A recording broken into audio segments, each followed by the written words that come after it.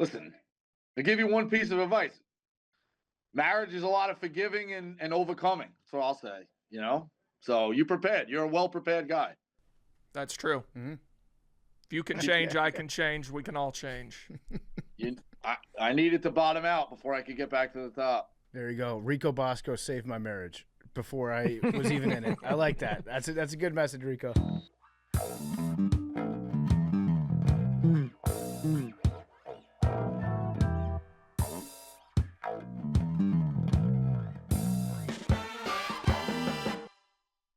Welcome back to Macrodosing. It's Nanodosing. It's Tuesday. It's June 9th. Have a nice day, everyone. Get it? Good one. Yesterday, you know what yesterday was? What was that? 6/7. Yikes. Yeah, that's true. Well, no, because this is coming out on Sunday 6/9. was yeah, 6/7. yeah. So 6/7. Is that dead? That's dead? I think Big T just killed it. I think that was it. Mm. That was the death That's rattle. might have been the last little. Yep. hoorah. I think the kids are still crazy for 6/7. My kids haven't said it in a while, man. Is there a new thing? No. I guess it's summer, so once they go back to school, then it'll pick back up. You'll have something new. A bunch of viral shit they can share. I think if you say 6/7 right now, like the other second graders look at you like you're a cop. Mm. Like no one says that. It's like going up to somebody on the street and be like, "You guys got any reefer?" Like, How do you what? do, fellow kids? Yeah, exactly. You don't say that anymore. You What's don't the say 6/7. best summer between grades? Ooh, that's a great debate to have. Going into your senior year? It's up there because you got a car and you could drive. You could really meet up. Yeah, It's up there. that's a good one.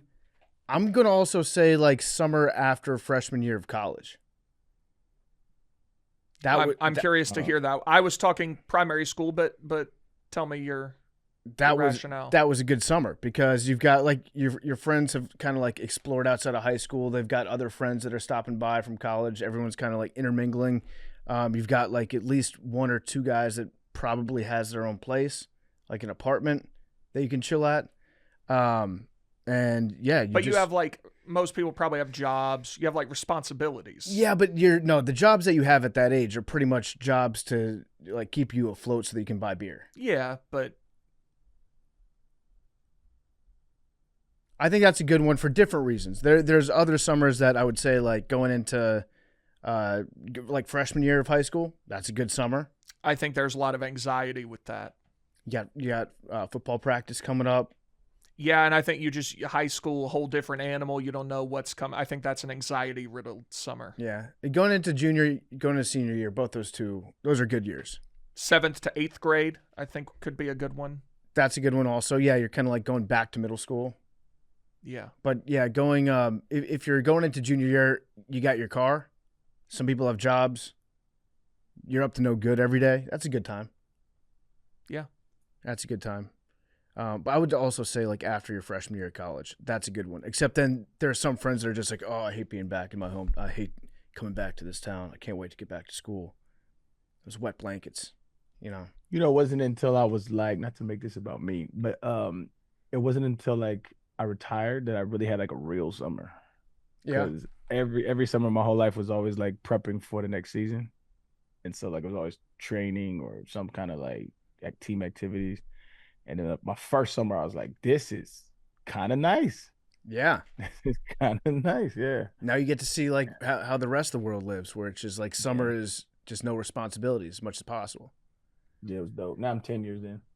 Yeah, summers are great. There's some people that are summer haters. I've come to realize Who's that? A lot of summer haters out there. The Europeans? The Europeans are summer haters. They're saying it's too hot. They're saying it's too hot in the United States. I mean, in the South, it gets a little ridiculous down here, though. Well, they're all here for the World Cup, and they're just shitting on everything they can.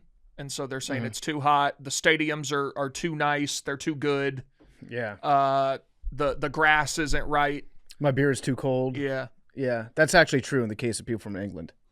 Like, make this a little bit more room temperature. There is one guy, though, PFT, I know you saw him, this German guy who he's been in Atlanta for the World Cup the last few days, and he's been live tweeting his explorations. And that is a glimmer of hope into what social media can bring us. because it's yeah. magical. I love this guy. It's pretty great. He went to Waffle House, experienced that for the first time. If you go to Waffle House, I think that's something that translates across all cultures. Anyone can go to Waffle House and have a good time, have a good meal. That would be enough. Like if I went to Germany and they had their equivalent of a Waffle House there, that's the kind of restaurant that would make me want to move to a country. Yeah. He was driving through Gainesville, Georgia, saying how beautiful it is. Went to Walmart for the first time. What do you think about Walmart? Depends which one he was at. This looks like a pretty good one. Are you just generally? Yeah. I like a Walmart. See, I don't care for Walmart anymore. I used to like Walmart. Why is that? I think it was just because where you were at in life at the time. I mean, it's no Target, but yeah, but it'll do. I think it's gone downhill too. I think a lot of things have. Not that Walmart was ever particularly like a fancy store to go shopping at, but I feel like it's gotten worse. I used to go to there's a Walmart, there were 2 Walmarts in Harrisonburg, Virginia. You had the nice one, and then you had the bad one that you could go to. And let me tell you what, the nice one wasn't all that nice, but it was still like, okay, that's the bougie one we're going to go to. And I used to walk around. Sometimes we just go to Walmart at like 11 o'clock on a Wednesday night and just marvel at the people on meth, just walking up and down the halls, just like looking at the different products on the shelves. See, when you bring up Walmart, I think Walmart is somewhere you go when you need 1 or 2 things, but you also yearn for a bit of mischief. Yeah. I think you can be mischievous in a Walmart. You definitely can. It's big enough where you can like hide out. Yeah, you can go. There's so many things, and then Target is for when you wanna feel yourself a little bit. Yeah, going to Target today. You want to see and be seen at Target. I'm looking at where some of the different teams are staying. We've got Belgium staying in Seattle, Washington. We've got Brazil staying in New Jersey. That's pretty cool. I want to see what they're up to out there. I want to see Neymar. I think they're in Piscataway. Maybe they might be training at Rutgers. Makes sense. Yeah, I want to see. I want to see the Germans going through New Jersey. We got Germany staying in Winston-Salem. They were here this last week. Yep. The Spanish team is in Chattanooga, Tennessee. The Baylor. Where's school. the actual cup being played? It's all over. Oh. So our games are in LA, Seattle, LA. So we're out on the West Coast. Some teams are in Atlanta and Kansas City and wherever. So they're everywhere. Gotcha. And then there's some in Mexico and Canada too. But the Spanish team went kind of viral for staying in Chattanooga. Everybody's like, why are they in Chattanooga, Tennessee? Are you familiar with the Baylor school? It's incredible. They're staying? It looks like a castle. It's nicer than 90% of colleges in the United States, probably more than that. What's the deal with that school? It's just a super nice private school in Chattanooga. There's another one, Macaulay, that they have like a massive, massive rivalry. Like Fortune 500 C-suite guys that went to these schools come back to Chattanooga every year and go to that football game. It's like a massive deal. It reminded me of like the High Point University. Yeah, similar of high schools. Yeah, it's very nice. I think it's upwards of $50,000 a year. What do you think are the nicest high schools in America? The ones that you look at, you're like, wow, that looks like. Jake Malasek claims to have gone to the Harvard of high schools. Oh my God! He does. Is that like a UVA prep school? It's a big boarding school, very fancy boarding school in I believe it's the Northeast somewhere. I think it might be like New Hampshire. Or Rhode Island. Let's see. It's called Phillips Exeter. Oh yeah, I've heard of that. Yeah, no, he's right. It's a very fancy school. But yeah, so the Spanish team is at Baylor. They had a citywide lottery for practice tickets that you could go watch them practice, and they only let like a couple hundred people in. That's awesome. Yeah, so that's cool. We got France staying in Boston. That'll be interesting. Interesting mix of cultures. Big time interesting mix of cultures. Argentina's in Kansas City. We've got well, Messi's going all over the SEC. Yeah, Messi's traveling around. They played at A&M. They're playing at Auburn. Yeah. Tonight, I think. See, was it Marcel Reed? Marcel Reed gave him his jersey. Yeah. If you're Marcel Reed, you need to refuse to do that. Be like, I'll give him an A&M jersey. Yeah, with the 12, yeah. the 12th man on it. Give him 12. That's actually the perfect time to give a 12 jersey. Yes, but you don't giving him a Marcel Reed, and I know that wasn't his idea. Like, No. I'm not blaming him for doing that. But that was just a very funny visual. I'm pumped for all the content that's going to come out of this World Cup, just with the different people traveling around, experiencing the United States culture for the first time. Let some of these guys see Buc-ee's. Right? Yeah. Like if the Iranian soccer team sees a Buc-ee's, they'll be like, whatever you need. Do you know, by the way, if we finish second in our group and Iran finishes second in theirs, we will play Iran in the round of 32 in Dallas, Texas. No way. That would be... Group of death. I mean, the big guy's got to go, right? He can't go to that. If you're a president going to Dallas, you got to watch yourself. Okay, fair. It's in Arlington, though. It's in Arlington. I think he's got to go. He has to go. He's going to the Knicks game. He is. I feel bad for Knicks fans that are going to that tonight. That's kind of a bummer. Just in terms of like logistically getting. Did you see in. the perimeter? Yeah, you can't have the watch parties outside. Yeah. I did say that like Mitchell Robinson's about to go nuclear. I didn't know he was. Oh yeah.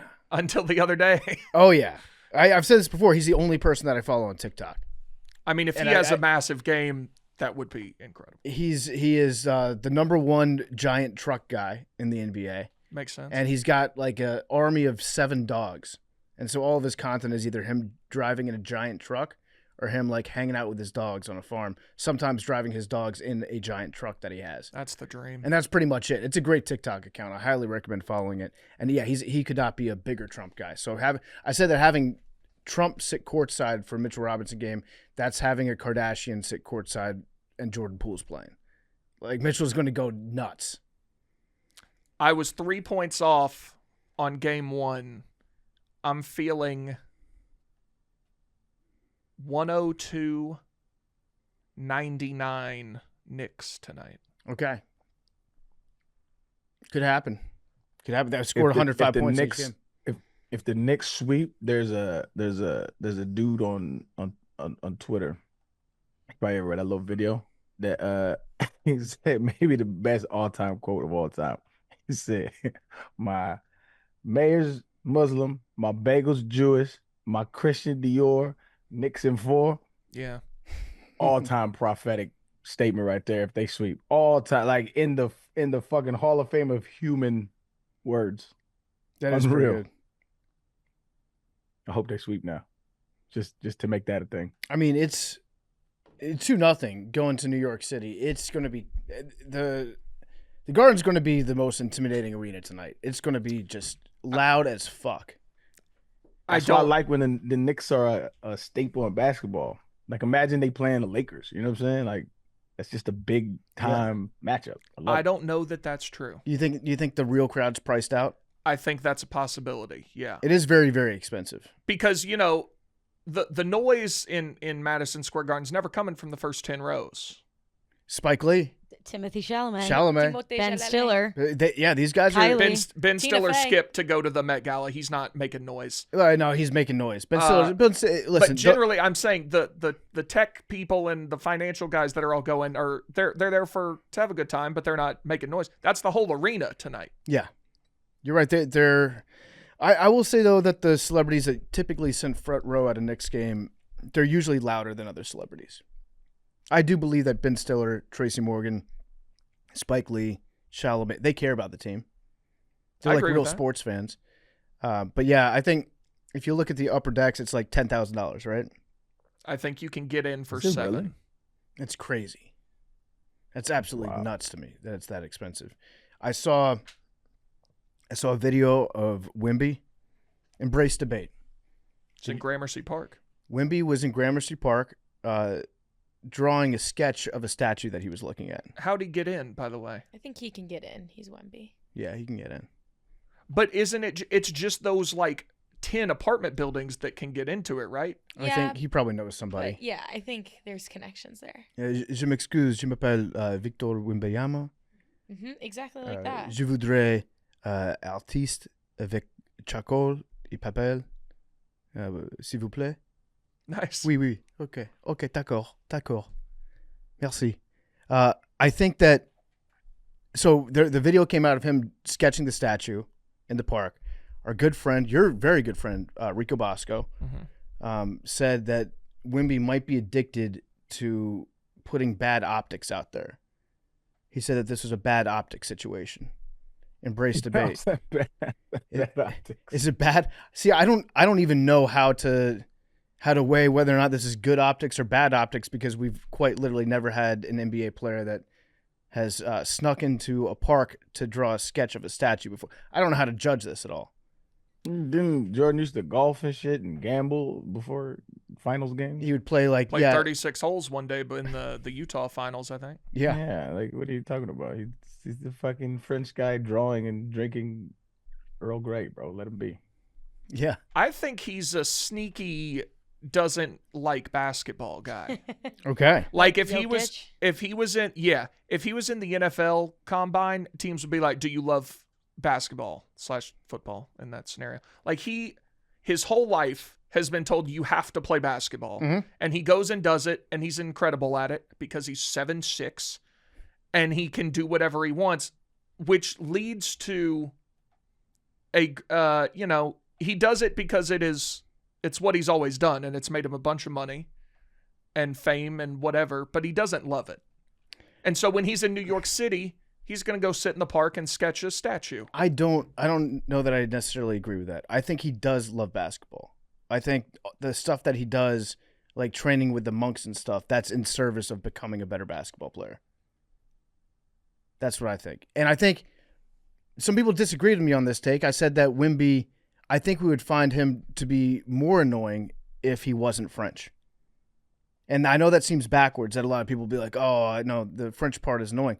I think he does like a lot of eclectic stuff, like train with monks, like go to parks and draw sketches of statues, and it just becomes part of the Wemby mystique. It's like, oh, that he's the cultured French basketball player. But if an American basketball player did all this stuff, what I feel like the narrative around him would be like, oh, this guy is a tryhard, or this guy is like aura farming, right? But with Wemby, it's just like, that's so European. Like that's that's just Wemby being Wemby. And I love Wemby. I hope he continues to dominate in the NBA for a long, long time. I like watching him play.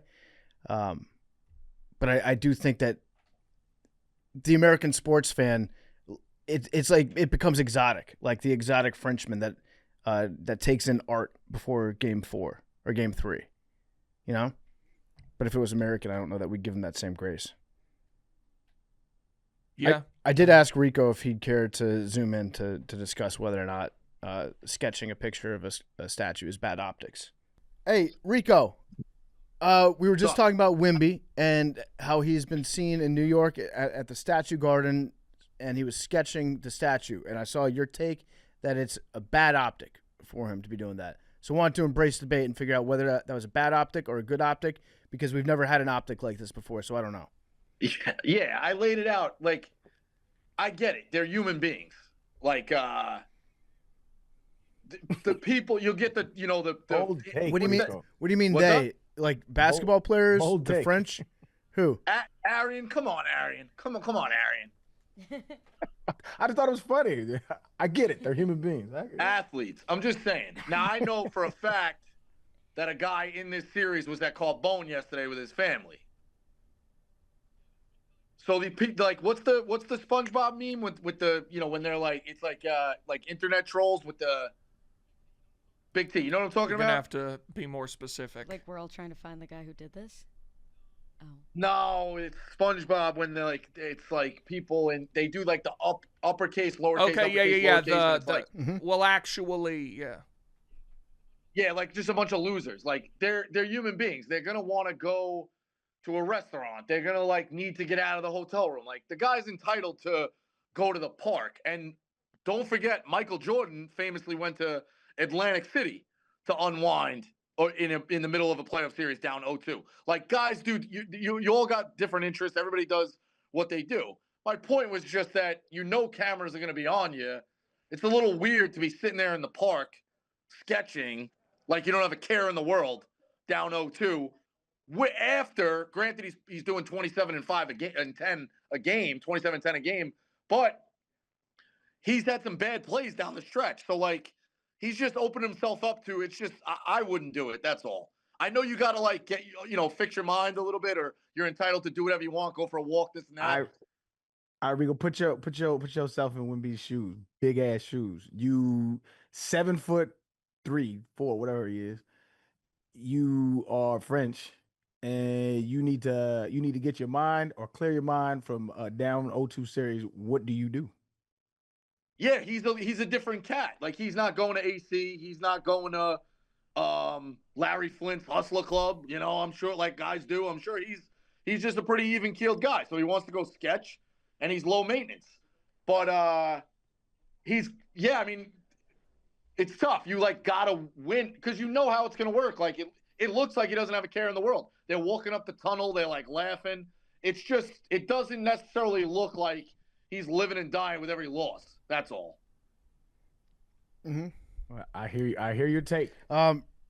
What was the pitch before this? Was I getting like scathed before this? No, we were just talking about Wemby. Because we had no idea, like, because we've never seen a NBA player like go do art before a game, so we didn't know if it was a bad optic or not. So we're debating whether or not it was bad. I think the example we gave was that Jordan playing like 36 holes of golf. Well, he also went to AC. Right. So yeah, I mean, guys unwind to different things. You're allowed to do what you're supposed to do, but it's just, given all the bad plays he's made down the stretch in clutch time, it's just, it looks like he doesn't have a fucking care in the world. That's what it is. If he was walking on the street, you'd be like, all right, he's going for a walk, like whatever. I don't know. Just the art was weird. That's all. It wasn't, I don't know, good optic, bad optic. I know the whole, you got Nate in the fucking replies. Everyone's looking to dunk on Rico. It must be that time of the month. I'm not looking to dunk on you, Rico. I'm not on my period. It's okay. I'm just saying. I just didn't know because if you're Wemby, I don't think he can go for a walk. No, I agree with that too. I mean, Reggie Miller said it too. Like, he used to just locked himself in his hotel room, and Mark Jackson used to read him the papers and say in that documentary of like how bad he was. They're like, they think they're gonna lock you up, Reggie. They're gonna lock you up, and he would just get angry and angry. Like, guys have different motivations. I don't know if he's a killer like that. If you're in Gramercy Park, that's a pretty private park too, right? I'm not familiar with the parks of the city and the ins and outs and shit like that. But yeah, they're saying that's what they're saying. But you're also saying that somebody went to Carbone last night. Yeah, who went to Carbone last night? I can't say. Well, that's I know they got to eat dinner. Yeah, no, I want to dive into that. Like, is that a distraction? No, but big T. My point is, one of these idiots would have a problem with them going. Did you almost to say PFT would have a problem with them going to dinner? No, I'm just saying. It sounded like you just said one of these idiots. No. One of these idiot repliers. Okay. That's all. Who would that be? Who'd you have in mind? Who knows, dude? I don't know. Read the internet. Okay. All right. So Wemby drawing in the park, maybe a distraction. We'll see what happens. Yeah, I don't think it's a great look, but I think that we'll see. I mean, he has been playing out of his mind aside from clutch time. Well, what he did at the end of the game was out of his mind in a bad way. Like, he just had complete brain fart where it's like you got to look at who you're throwing the ball to and then to commit a foul right afterwards. Pretty bad. Bad 5 seconds from Wemby. Yeah, 2 for 1. I didn't love the 2 for 1 shot. Rico, I'm with you on that. I was just talking about that yesterday. I feel like the 2 for 1, it's the right play. Mathematically, it's correct. But a lot of times you get up bad shots at the front part of the 2 for 1, and they end up being long rebounds that then put your team behind the 8 ball defensively, trying to get back. Yep. All right, just a couple guys talking high-level basketball analysis. You got any new phone numbers recently? Yeah, I just got one today actually, but yeah, I got one yesterday. We're stacking. Who do we got? Big time guys. That's a lot of good non-con matchups being announced for next season, Rico. I know, I saw that. Jimmy V's big time. I got to get to the Jimmy V. Someone told me that you might have a former head coach that's very much a big part. All right, that guy, you saw that. See that? I like that guy who did that after I may or may not have got his brother-in-law a reservation at said place with an Italian last name. So you tell that guy that it's a good thing he's not having his wedding on American soil because he sure as shit is pissing me off. Well, Rico, he told me that like out of respect for you. He was like, "Can you believe that Rico got this guy's number?" Like, Rico's doing big things. Sure let's add that guy. He's complimentary. He's out on the course right now, working hard. Yeah, working hard. You know how he does. He might as well be a dentist. Monday at 1:30 on the golf course. That's what we always say about Max or whoever we're talking about right now. Right. All right. All But right, congrats big on guy. getting Jay Wright's number. We will see you. See you around, Rico. I'll see you later. When's the wedding? Big T's wedding's My on wedding? Friday. Are you Yeah. invited? Friday? Rico's invited if he wants to come. Oh. No, I got a wedding Saturday. My cousin's wedding. All right. But I wish you the Thanks, best. brother. You know, Wish you the like best. instead of like stepping on the glass, like some cultures do afterwards, he's got a high noon can. He's going to stomp out. Yeah, we made that I know. right in person in the United Center. It's all good here. It's all love. Yeah. Listen, I give you one piece of advice. Marriage is a lot of forgiving and overcoming. That's what I'll say. You know? So you prepared. You're a well-prepared guy. That's true. Mm-hmm. If you can change, I can change. We can all change. I needed to bottom out before I could get back There to you the go. top. Rico Bosco saved my marriage before I was even in it. I like that. That's a good message, Rico. Love you, buddy. Rip the shirts. All right, Good luck tonight. They say everything happens for a reason, but I suspect everything happens for a Reese's. Take how the whole world's vying for the cup right now. Is it because that it's called a cup, just like a Reese's peanut butter cup? Coincidence? I think not. So be a champ. Score Reese's today because everything happens for a Reese's. Reese's, the official candy partner of Barstool Sports. Everything happens for Reese's. Get yours.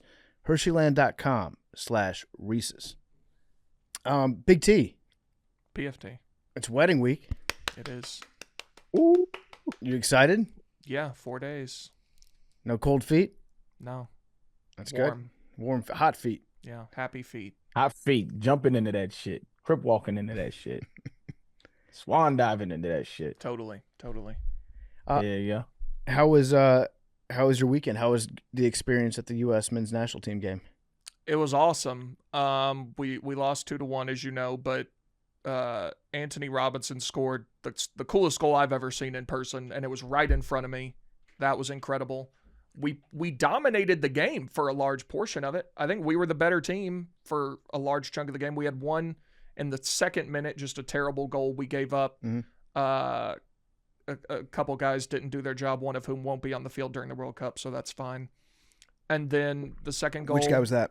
Miles Robinson. Mm. And then the second goal, we had another kind of lapse in the defense, and they curled one in. But I think we're a very solid team. I think we can be right there to win our group, and then get into the knockout rounds and see what happens. Yeah, I would agree with that. I thought that we, especially in the first half, I would say outside the first 10 minutes of the first half, Yeah. we appeared to be the better team against Germany. And Yeah. I really think that what we've got going right now with our midfield and striker connection, I think that there's something special there. Our attack is awesome. Yeah, we just have to defend. Yes, that's a big question. Like our attack it's very creative in a way that I don't think I've seen from the U.S. men's national team before, where they're like exploring through balls and combinations in a way where you don't necessarily see them coming, and they're doing a great job. So I'm optimistic about that. Defensively, we gave our captainship to a guy that. Do you think he's going to start? It seems that way. Tim Ream? Yeah. I don't have a problem with Tim Ream. He's fine. Miles Robinson I have a problem with. He stinks. So Tim Ream, he's been a good player for us, very good player. He's 38, which is pretty old for a fullback. It does remind me of there was a player by the name of Jeff Agus that was kind of similar to Tim Ream. As a matter of fact, they both had like the man bun thing and both like established defensive players for the U.S. national team. And Agus in his last World Cup, after about like 20 minutes, I forget what game it was very clear that he could not still play. Like he was too slow. He was always like in good position, but physically he was just not fast enough, not physical enough. And he just like reached down and grabbed his calf and was like, ow. Oh man, something really bad just happened. I better not play anymore. And like kind of went out. I thought that was actually the right thing to do that he did. I could see Neymar might have done that too, by the way. He's dealing with some stuff right now. But I look at Tim Ream, I'm like, I hope I'm wrong about him. I hope, because he's a big dude. And I feel like having like that big physical presence is a good thing. But a 38-year-old kind of scares me. I think he's the least of our, well, not the least, but he is not the worst of our concerns on the defense. Who is going to play goalie for us? Do we know? I think it'll be Matt Freese. You think so? Yeah. He didn't wow me on Saturday, though. He might be a big game player. He wasn't on Saturday. He played good in that first ball. He could have gone out and tried to punch. Yep. But again, whatever. It was a friendly. It was all atmosphere was incredible. Incorrect, Big T. We don't play friendlies. Yes. Yeah. Our coach says we're getting rid of the F word. It was the Coca-Cola send-off match. Of course, yeah. And it's not really a send-off because it's the U.S. is playing in the U.S. Sending them to L.A. Yeah. I thought that I think it was Weston McKinney made a pretty good point. He's like, I've been expecting there to be like more of a buzz around U.S. soccer, like for the last couple years, knowing that we had the World Cup. But then I realized, oh yeah, well we didn't actually have any qualifying. Yeah. So there was nothing to like build up excitement with. And I think that's been a problem too, is that we haven't played the most competitive matches we've played were in the Copa America where we flamed out terribly. Yeah. Well, yeah. Now, what would you, if you were to compare U.S. soccer to a football team? College or professional? You could do either way. I know you're not much of a shieldy, so you can go college if you don't know Pro Bowl. The U.S. men's national team is a college football program. Mm-hmm. Show me Texas A&M. Okay. Able to compete on a high level. Hasn't won anything. But a respectable program that on the right day can beat most anybody. Okay. Do you find that fair? Yeah, I think it's very fair. When was the last time that they had a like championship caliber team? A&M? Yeah. Never. 19. Well, they put up a bunch of like old titles. Remember that? They haven't won one. Yeah, I know, but I think they took credit for like the 1929 national champion. They put it up on like the side of their stadium. Are you thinking of Auburn? Auburn did that recently. No, A&M did it too. Okay. Yeah. I mean, with Manziel, they were great. Yeah. 2016, I don't remember how they finished. No, you're right. I think that's a really good comparison. Because I would say for the NFL, I would say maybe the Chargers. Okay. Like always good enough to the point where you think that they're going to be in contention. Never really do anything in the knockout round. Yeah. 2016 A&M started 6-0, finished 2-5 down the stretch. I remember they beat us in double overtime in a game we were both ranked number 9. It's number 9 Tennessee against number 9 Texas A&M. How's that possible? They had the same amount of points in the AP poll. That's crazy. Yeah. And we had 7 turnovers lost in double overtime. Wow. Yeah. How is that possible? I've got so many questions about how anything related to this game is possible. Yeah, go look up that game. Alvin Kamara had like 350 yards of offense. Okay. It was insane. And we were down 7 or 14 at the end of the game, and they were running in a touchdown, and they slowed down, and we poked it out through the end zone, got it back, went down and scored. I forget if we only had to do that once or twice, but it was an insane game. But we lost. Okay, speaking of college football, we've got an update. We've got an update with Brendan Sorsby. Oh, this scumbag. So Brendan Sorsby, he was suspended. He was banned from playing college football because of some gambling issues that he had, that he admits that he had a gambling addiction. Bet on his own team while he was a player at Indiana.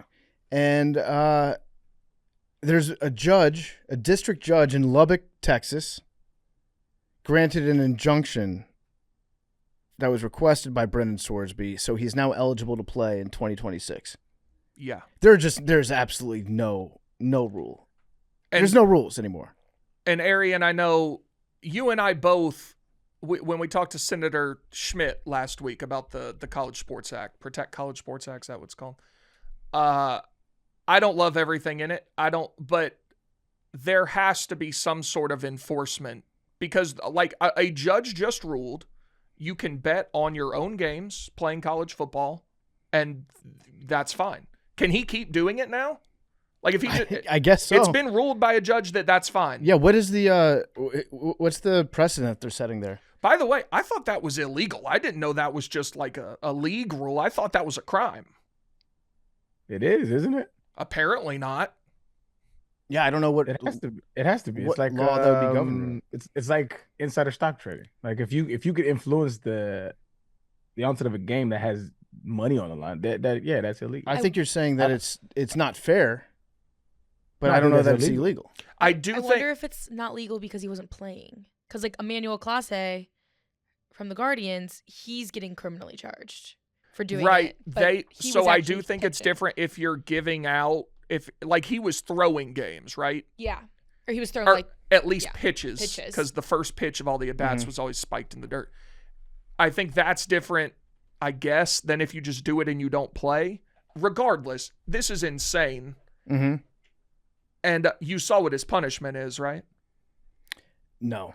At his legal team's suggestion, he will be suspended for the first 2 games against Abilene Christian and Oregon State. Thank you for your service. So while he can't play in them, he Yeah. can bet on them, I guess, if the spread's juicy. Yeah, if he's not going to be playing, why not? This is insanity. It is crazy. There's just no rules.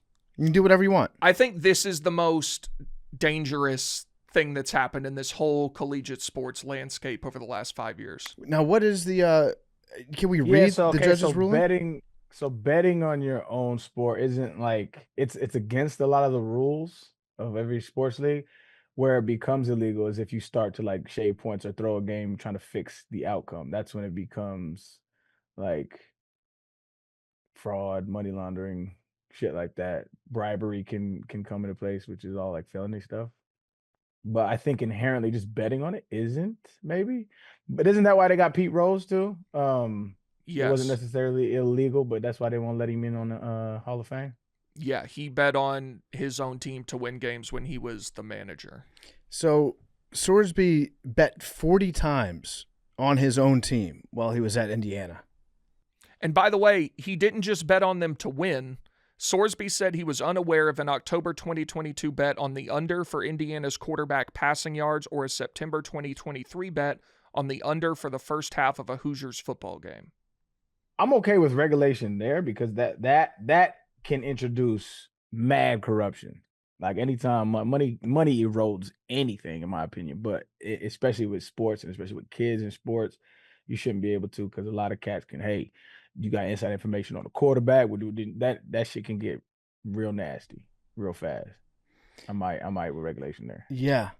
The court finds that applicant has demonstrated that he will suffer a probable, imminent, and irreparable injury if this court does not issue the temporary injunction, because he will be unable to participate as a member of Texas Tech University's 2026 football team, including Texas Tech's 2026 football season, and 1. benefit from elite coaching, training resources, camaraderie, and regimen that only being a member of a Division I college football team can provide. 2. Build the skills necessary to maximize his own success during the college football season as well as that of Texas Tech's football team and each of its players. And 3. Make an informed decision regarding whether to enter the 2026 NFL supplemental draft. Basically saying if he's punished, that sucks for him because he won't be able to play football, which is kind of the entire reason for the punishment. And by the way, the temporary injunction he was granted is valid until there's a trial. You want to guess when the trial date was set for? Oh, I'm going to February of 2027. It's after the football season. Is it really? I can't find the exact date, but it's after football season. Yeah, it's a sham. I have pulled up here, PFT, the world we lived in 2014. I don't know how long ago you can recall. I'm looking at a cookie cake here that says "Welcome Gamecock Football" on it. According to the report, the football team gave impermissible iced decorations on cookie cakes to recruits. The Gamecocks received a slap on the wrist from the NCAA for breaking a rule about icing. So 12 years ago, icing on a cookie cake would get you an infraction. Yep. You are now free to bet on your own team's football games. What a world. Congratulations to Brendan Sorsby. Shame that he won't be available for Abilene Christian, but I guess he'll overcome. We should go back and look at the stupidest things that people got suspended for in college football. You want to make a list? What was was there a tattoo one? Yeah, that was I was Ohio gonna say State. Ohio State. They Tattoos. their coach essentially got fired, Yeah. Jim Tressel, and they had a lot of players get in trouble for. They traded like game used, like uniforms, gloves, helmets, for free tattoos in a local Columbus tattoo parlor, and that was the biggest scandal. That you would act like that was the Teapot Dome scandal for how it went down. Go look that one up. And it essentially brought down a program temporarily. Do you remember the pasta at Oklahoma? Is that along the same lines of like if you have certain things that counts as an impermissible meal? There was that. Like if there's a wrap, it's okay, but if it's a sandwich, it's not. There was like something that? about that, but 3 players at Oklahoma consumed an excessive amount of pasta at a graduation banquet. Each player was required to donate $3.83 to a charity of their choice to compensate for the extra cost of the pasta. Arian, what were the stupidest rules they tried to get you to follow when you were there? In college, Yeah. all of them really, but the one that was the stupidest to me was before picture day. They made everybody shave all their facial hair except for a mustache. And I used to ask why, and they were like, "Because this is the way it's supposed to be." I'm like, "The fuck does that even mean?" Like I used to be like, "What the?" It was so stupid, so stupid. Because so people that could grow beards look weird for about 3 weeks till they grew back. That was stupid. I assume you're talking about most of the NCAA. Yeah. NCAA, like you couldn't get rides from people. Like coaches couldn't. There's a famous story. Vol fans that hate me call it Taco Gate, but like this famous story where we were literally like it was at the end of the month. So because back then, I don't know what it is now. It's way better now, but back then you couldn't, like if you stayed on campus, you received like I think $89 a month, to my memory. But you had meals Monday through Friday. So like the weekends you was just like on your own. And those of us who didn't really have like any, my parents back then, they were struggling. So we called the coach, was like, "Yo, let me get some, like, help us out, dog. Like, cause y'all pulling up in these fancy fucking cars and all of this shit, like pulling up in a Lexus, and like we can't eat on the weekends." I was like, "Hell no, dog. You gonna come get us some food." So he did, and he bought like a whole bunch of Taco Bell. So shit like that. It was just like, yo, the coaches can't buy kids food. Shit like that was just ridiculous. Mm-hmm. It's what like Teddy Bridgewater got in trouble for doing that with the high school team, for like paying for Ubers to games and practices. Just stupid. Like you can't help kids out. Dumb. It is very stupid. A Southeast Missouri State football coach was suspended 2 games for providing recruits with his Netflix password. Yeah, see, we're looking back on all this stuff. No one should pay attention to any rules ever again in college football. Like, the fact that people pretended to care about that shit is disgusting. How does that get out, though? That's the more important part of the story. Who knows if you have somebody's password, Netflix password? How the fuck does that even get out? I mean, schools would sometimes self-report stuff like that just to not get in any further trouble. I feel like ridiculous. Dumbass schools would back when the NCAA had any, modicum of authority. The system as it is currently constituted is you can do literally whatever you want as long as a judge in your county will grant you an injunction. Yeah. You can do literally anything. Yep. It's nuts. What did SMU get the death penalty for? Again? Paying guys. They were paying guys, like straight up, like giving guys money and cars and shit. Got it. Which is like, one of the more egregious violations that we've had. But now that we see the way I'm saying, like compared to like Netflix accounts and or like tattoos, yeah. Like as just the great willing prophet to be like, Connor says, you work for anybody willing to pay you, dog. Yeah. Listen, I agree. I'm saying that in terms of like NCAA violations, SMU had like, very, very bold ones where it's like, we're going to actually pay you money and give you free cars. and then they got in trouble for it. And all it takes is like one player to have a bad experience, and then they've got all that dirt on you. SEC schools have been pretty good over the years of taking care of even some of their more maligned alumni, making sure that they don't rat anybody out. There was also an honor amongst thieves kind of deal where, like, everybody understands what's going on. Yeah. Everybody's doing it. Yeah. So, be and let be. Mm-hmm. Mad Dog McKenzie. Yeah. Got a topic that I feel like you guys would like to weigh in on. What? The wedding of the century. Oh, I just had to defend this bullshit outside. Oh. Taylor Swift is not getting married at Madison Square Garden. You think it's fake news? Yes, obviously. Is that what you were going to ask about? Yeah, I was going to ask about that because there was a report that they're planning on getting married at Madison Square Garden in front of like 1,000 people. Which, that doesn't even make sense because MSG obviously hosts far more than 1,000 people. Mm-hmm. Like, that doesn't even make sense. Why would you get married in a mostly empty Madison Square Garden? I was thinking, aura. I think that's a lack of aura. I was thinking they could just sell tickets.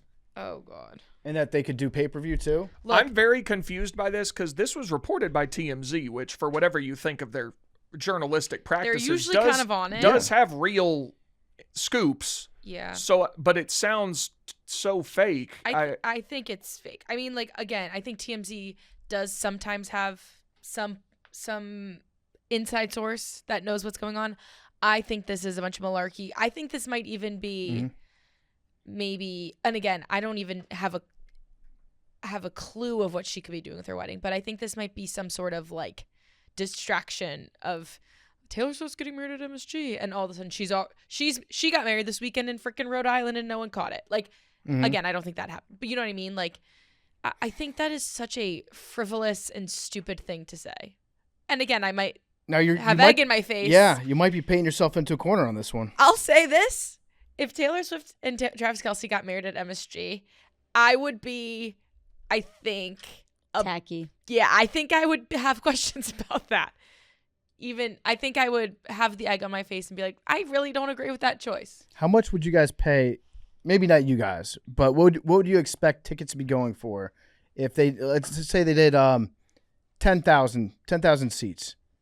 Like Madison as much Square as the Garden. Knicks tickets are going for. Yeah. Yeah, that was going to be my question. Good, I think that's a good You think cheapest goes for seven grand? Yeah. See, I think cheapest goes for more than $7,000, but I think it tops off around the same place that the current like floor seats. And that's just for. to watch. Like they could do VIP package where like you're allowed on the dance floor. Whoa. Would you guys be interested in going to that if it really was? No. Like, let's say it cost $300 for a ticket. Like, would you care to go to it? I don't think that's. I don't think so. No, because in that case, there'll probably be like videos of it, and then you can just watch it after. And that it feels just so invasive. Like, this is a woman who I admire from a very, very far distance, and now I'm going to be at her wedding? Like, that feels very odd to me. Yeah, I agree with you. That's why I asked. But if you could do it for like the royal wedding, people would do that. Yeah, they would. They would. Yeah, but I mean, even the royal wedding was, people could watch it, but you weren't in, what is it, St. Peter's Basilica. You're not in it. You wait outside and they do the wave and they go in their motorcade and, whatever. Mm-hmm. I think being inside the venue, being a wedding guest is a whole different level of a bit of cuckoo banana land. Speaking of MSG and performers, are you, PFT, up to date on the phone-free concert discourse? No, I'm not. So please get me up to speed. So there's an artist named Phoebe Bridgers who she opened for Taylor Swift at the Taylor Swift concert I was at.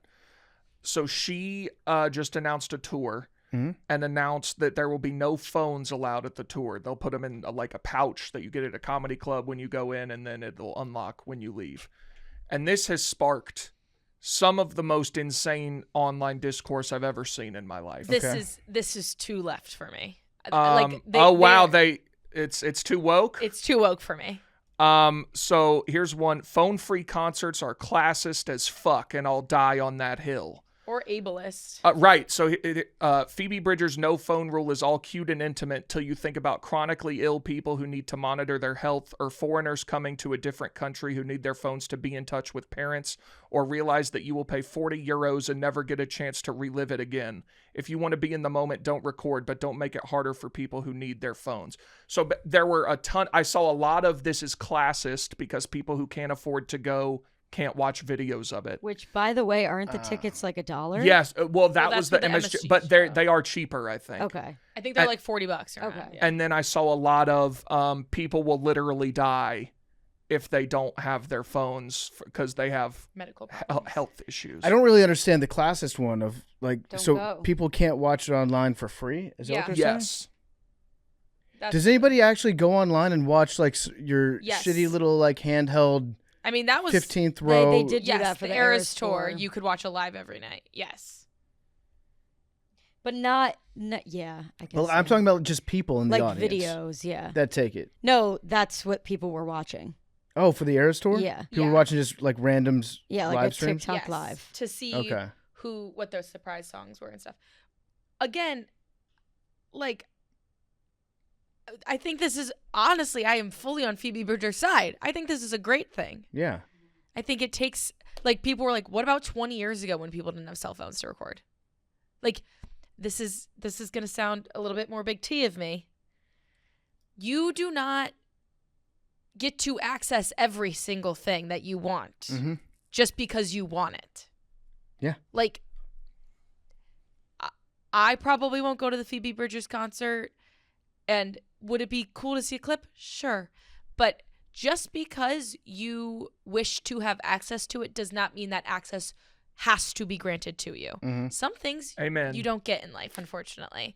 And it is not classist or ableist or, whatever the fuck it is Mm-hmm. because Phoebe Bridgers wants to have a more immersive experience with her audience that is there. Yeah, I think that in this case, it's a great case in point of like, people are allowed to disagree with things and point stuff out and be like, hey, this is inconvenient for me personally for this reason. But then when they try to make the claim that if you don't listen to me and agree with me, it means you're actually just a bad person. Yeah. And you're actively being harmful and you're choosing to do it. Right. And throwing these words onto Phoebe Bridgers Yeah. that, Which is trying to do a good thing. yeah. And she is doing a good thing. I would say that people benefit way more than anyone's harmed by this. Right. And people were saying they're like those yonder pouches. And apparently there are, let's say, I don't even know, let's say you have like diabetes and your Dexcom is on your phone. Again, I'm trying to rally up a reason to have your phone. Like you need to monitor your glucose on your Dexcom or whatever. Apparently there are medical exemptions and you wear a wristband so that people know you can have your phone out. I did see someone say, but in the fine print, it said, if you're seen using your phone for any other reason, you will be asked to leave. Which I think is fair. I agree with you. But then people said that was, that negated the exemption. I just. But if you're gonna complain about it and then they give you what you want, then you're just gonna keep finding something to complain They're about. not. You're They're just catching on. Yeah. And I think that if your big problem is that your parents are overseas and you're traveling and you need to be in touch with them at all points, if it's really that serious, you probably should not have gone overseas Yeah. to take a trip. Or like, go to the concert. if you have to be in touch with your parents Every for 2 for hours. medical reasons every hour and a half, you should probably not be like halfway around the world from if it's truly that important to you. Agree. Yeah, I think it's just unfortunately too far for me. And again, like I understand that a lot of people can see stuff from concerts that they don't go to through TikTok or whatever, and I think that's great. I don't think Phoebe Bridgers is actively harming people for not having that. Mhm. Like I haven't seen every single concert in the world. That is just something I live with. Like so do all of us. Yeah. That's a stupid, really, really stupid conversation. Very dumb. People just like being mad. It's peak online. Mm-hmm. And I will say this is going to sound even ruder probably, but like I do feel Phoebe Bridgers fans, some of them may be just kind of in that world. Yeah. And I love Phoebe Bridgers, but I mean- like I think that she just might corral a certain type of that in there. This is the stuff that used to be siloed on Tumblr. Like, we need to bring that back. Where you pretty much had to opt into it. Siloed on Tumblr. What Tumblr, yeah. does that mean? So Tumblr was just like a blog site that anybody could start a blog on, and they would use, like, Tumblr was famous for having these crazy, way out there XYZ is problematic takes that people would just like sit down and fart out. That's how I first learned about pronouns, was on Tumblr in high school. Oh yeah? Oh, I was big on Tumblr. Wait, first time you found out people Not like wanna- pronouns as in Okay. I was like okay. but like people were calling themselves. I got you. I thought I was like, we have bigger Like that was my problems. first exodus into the world of pronouns. Sorry, I knew what a pronoun was prior to that. But yeah. Oh yeah. That was the Wild West. You could be mad about anything on there. Oh yeah. And they would let you. But yeah. No, I was on One Direction Tumblr back in the day. But What was that siloed like? means. I'm sorry, I missed that part. What does siloed mean? Like exiled, kept over there. Like, you don't have to hear about it. It doesn't cross your desk unless you go actively looking for it. Got you. Siloed. Nice. Kept in a silo. Yeah. Um, Big T, I got a question for you. I may have an answer. You sent this over on the sheet to kind of update things. There is some Freedom of Information Act requests going around in relation to Thomas Crooks, the guy that shot President Trump, Yeah. was shot in that field in Butler, Pennsylvania, where they redacted 2 emails that Crooks had sent.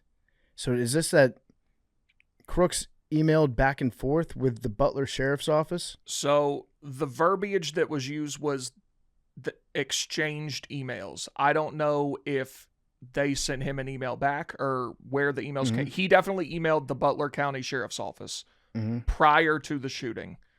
No one knows what they say because they are redacted, but we do know that on July 13th was the shooting. It just says prior to July 13th that he sent some sort of emails to the Butler County Sheriff's Office, and they may have emailed him back. I don't think we exactly know that, but there was some sort of communication with him in the sheriff's office where he eventually shot Trump. So were the emails sent like recently? Or could No, they it was before. Right, that's what I'm saying. I guess Oh, how long before? I don't know. Yeah, how long before the shooting? Could these have been like 5 years before? I suppose that's Or possible, could they have but been I like don't. right at the time? Judicial Watch forced the release of 48 heavily redacted pages from the FBI through a lawsuit that indicate a special weapons and tactics officer at the July 2024 presidential rally for Donald Trump in Butler, Pennsylvania, recovered a gray remote device with an antenna from would-be assassin. Oh, this is new stuff. A gray remote device from Crooks's pocket. That came out an hour ago, so we'll have to look into that as well. But yeah, I don't know how much prior to the shooting the emails were. All right. I don't know if they say. What else we got in the news today? George Santos back? Yeah, do you know about this? Yeah, so he George Santos, this is what I've heard. You can tell me if I'm on the right track. I heard that before the State of the Union address, George Santos found out that you could bet on the prediction markets whether or not George Santos could attend. That's correct. And then he went online saying that he was not going to be able to attend after he had already put the opposite. Okay, no, go ahead. He tweeted, "Can't wait to be at the State of the Union tomorrow. Thank you so much, President Trump, for the invitation." Okay. Really excited. The odds soared that he would be there. He then allegedly, or someone, went and bet that he would not be there for a lot of money. And then he tweeted the next day from the airport like, "Oh, can't believe I'm watching this after a flight delay in the airport." Yeah. And so he is being investigated for, I guess, fraud. So it's Months after being commuted out of prison. yes, his sentence was commuted. We talked when we did our prediction market episode. We talked about the laws and how hard it is to actually run afoul of the law for like insider trading with the prediction markets. But this is one of the ways that you can, where if you like actively lie about something that's related to you and you commit fraud, that can get you in trouble. That can get you arrested, sent to prison for a long time. He didn't have to do it. He could have just like traded on it and made a little bit of money. You know what this tells me? Whatever prison he was at wasn't bad enough.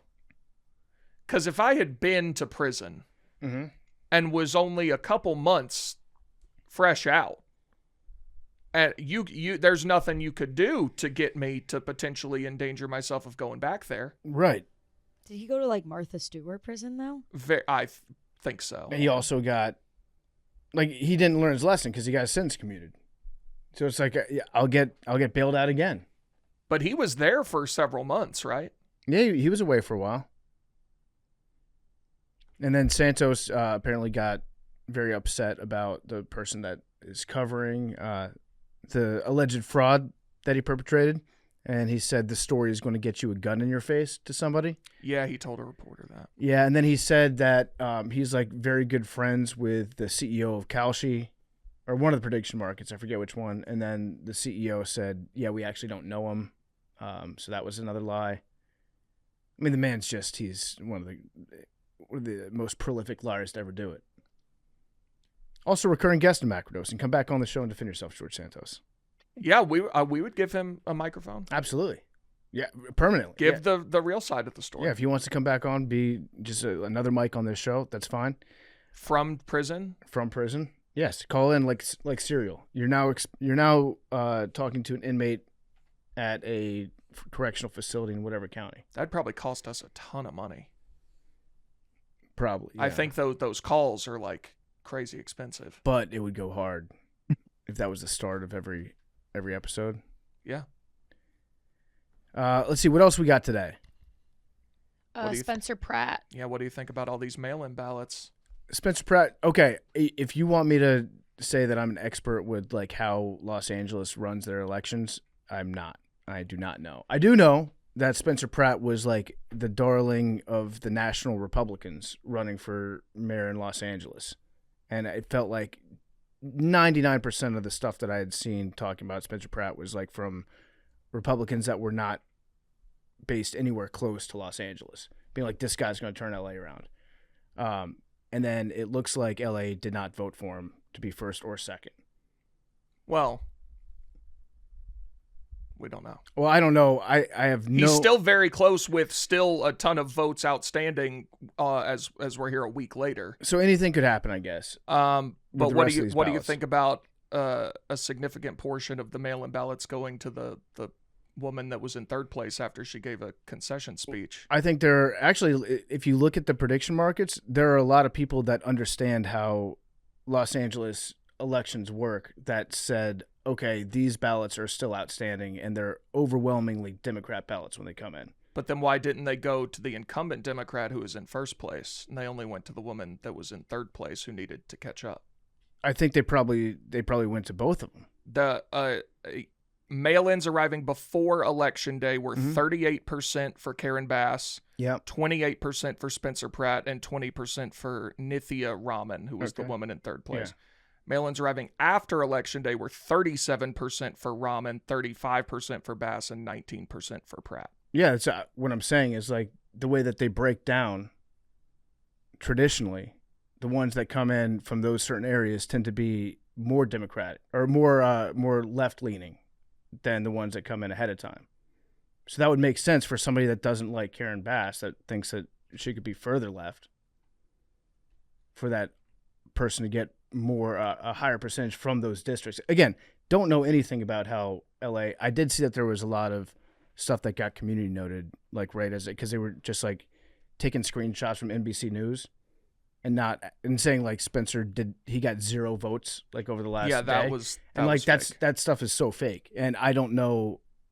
Here's what I'll say: if there's any hijinks, I hope he goes to court, and I hope they prove it in court, but there has not been any examples of like any of the election interference or the election, like the fraudulent vote stuff that has been proven in court. I don't know that any are fraudulent or anything like that. I do think it is insane that for some reason only in California we have these month-long elections. Mm-hmm. Nowhere else in the world is this an issue. Yeah. But somehow in California, and then you have something like this where, I mean, it makes people question things when you're taking weeks and then all of a sudden the results are very different. There's no way you feel like it's an oddity that the head of the Republican Party spent the last 6 years saying mail-in ballots are fraudulent, that there is an overwhelming majority of mail-in ballots that aren't going to be Republican. You don't think that makes sense? No, I do think I can accept that mail-in ballots are done more by Democrats. I think it's weird that we had an established statistical framework of what the mail-in ballots look like before the election. Now it's a week later and the woman who gave a concession speech shot up in the mail-in ballots. Maybe that really happened, but when you take weeks to count them, it creates fair questions. If this was all done on election day, then fine, nobody would think twice about it. It does suck that it takes this long to count the vote. I don't know why it takes this long. Do you think that's unfair? No, I think that you have fallen for Donald Trump's and the current Republican. This has nothing to do with Trump. This is for LA mayor. I'm sure you were into the LA mayor race pre-Donald Trump and cared about mail-in ballots. I'm positive that's the case, but let's just leave it in today's world. In today's world, I believe that you questioning this is a result of the head of our republic questioning mail-in votes, saying it's fraudulent at every turn that he did, with zero evidence, by the way. This is what I'm saying. You're saying why California... I'm just asking questions, man. And I'm saying people just asking questions when this has been proven in court time after with Trump appointed judges. It's just like, come on, man. So that's fine. Why can't they count the votes like everywhere else in the world? Again, it's like PFC. I don't know to the extent of LA politics that this is either normal or abnormal.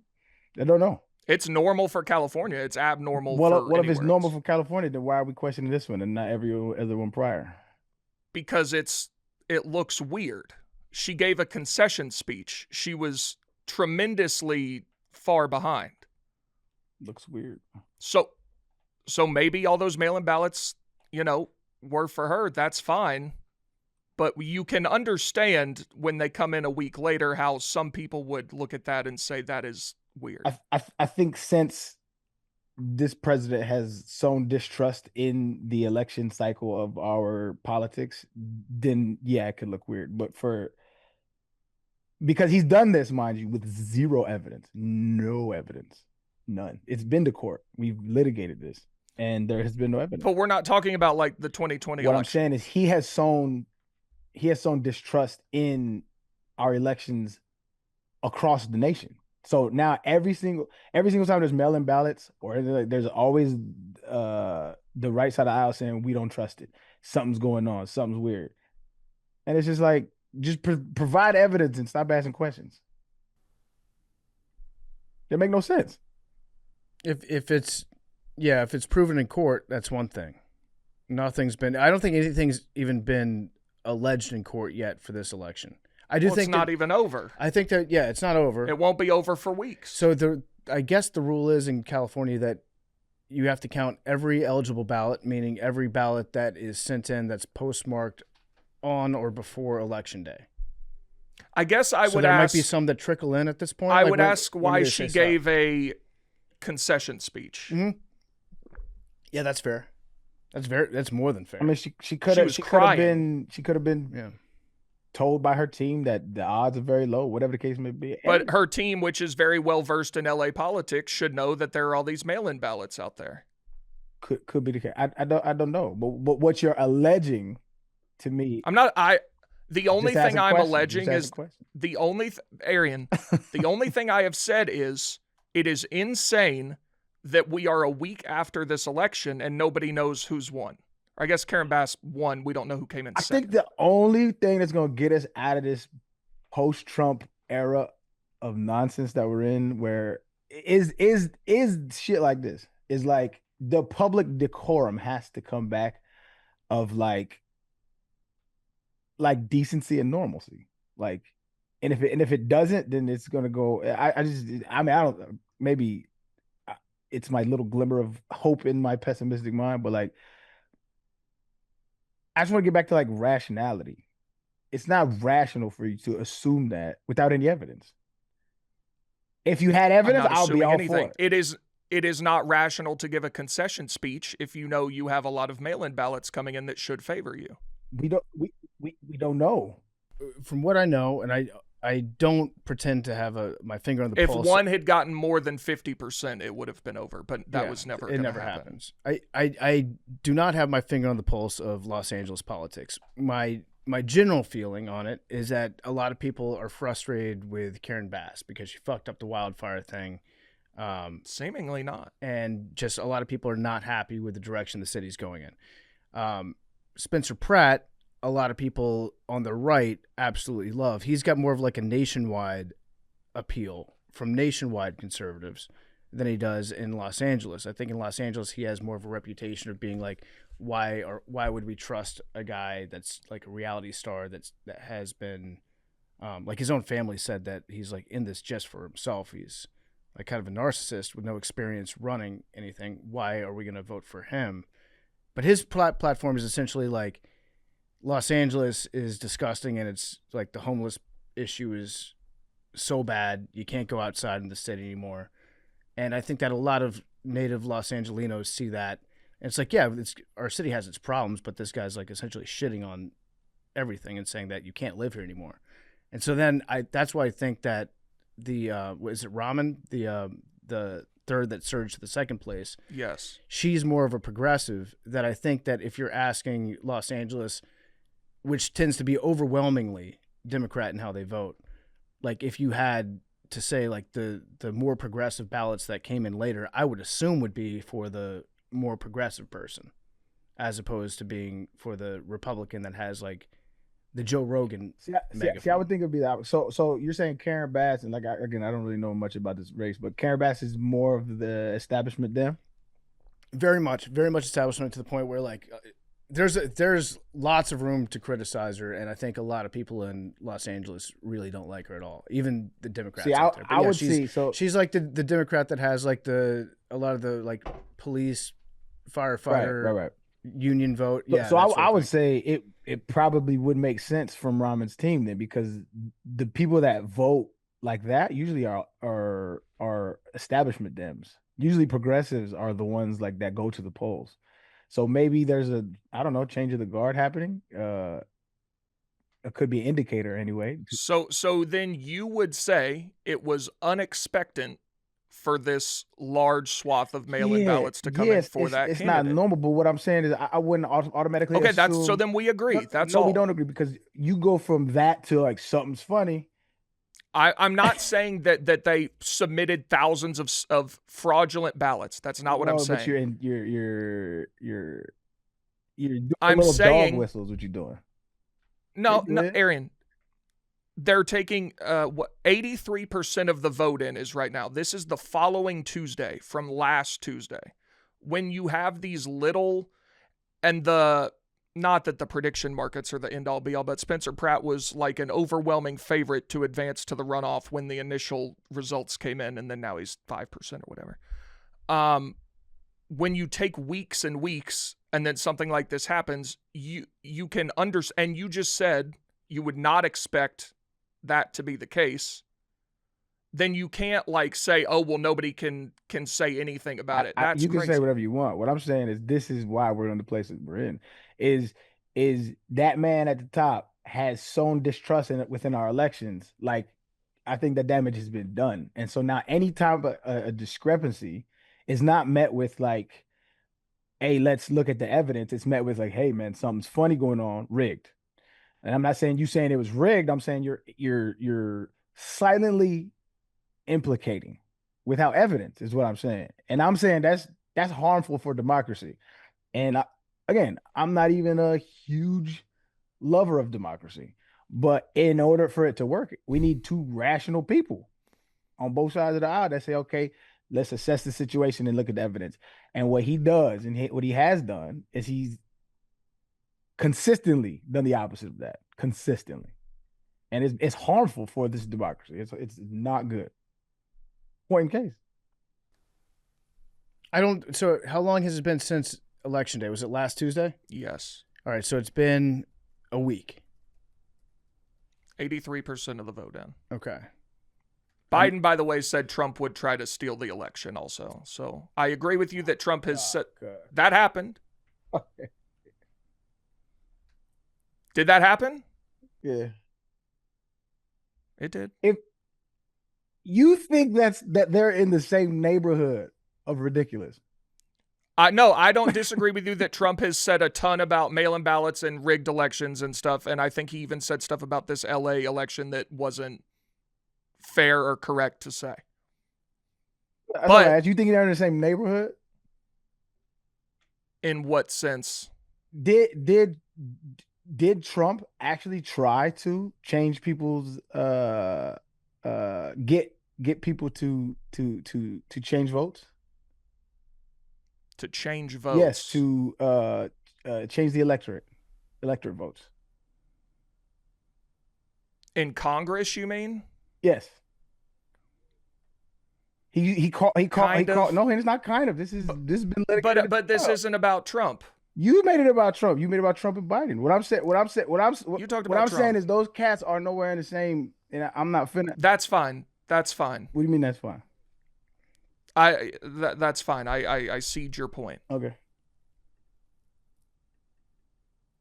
I hope we find out in the next few weeks who advances to the runoff in LA. It was a weird tactic.